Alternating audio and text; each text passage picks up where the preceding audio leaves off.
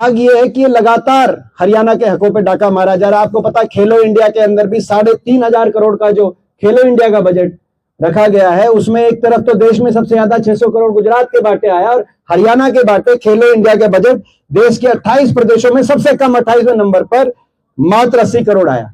और मेडल आए, उन मेडल्स में से 23 मेडल हरियाणा के खिलाड़ी लेके आए। दूसरे नंबर पर तेलंगाना है, वो 6 मेडल तेलंगाना खिलाड़ी लेके आए। गुजरात से एक खिलाड़ी मेडल लेके आए, 23 मेडल। दूसरे नंबर पे तेलंगाना, तीसरे नंबर पे पंजाब है, 5 खिलाड़ी थे जो पंजाब के मेडल लेके आए। जब देश में ऐसी आपने पहचान आपके खिलाड़ियों की बनी हो तो कम से कम देश की सरकार को राजधर्म निभाना चाहिए था।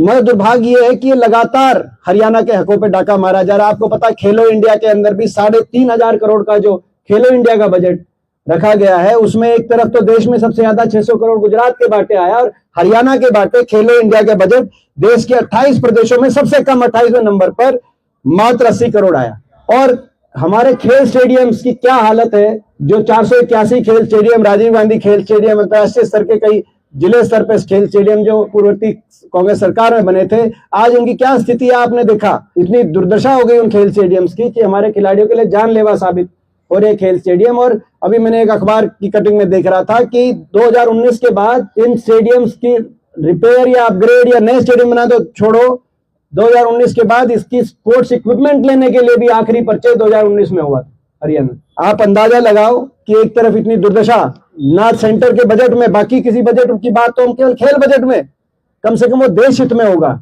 और कल सारे अखबारों की हेडलाइन में खबर आपने देखी कि 2036 में प्रधानमंत्री जी ने कहा कल वाराणसी में खेल महोत्सव में कि 2036 में ओलंपिक खेलों में की मेजबानी भारत करेगा। ये हम बिड कर रहे हैं।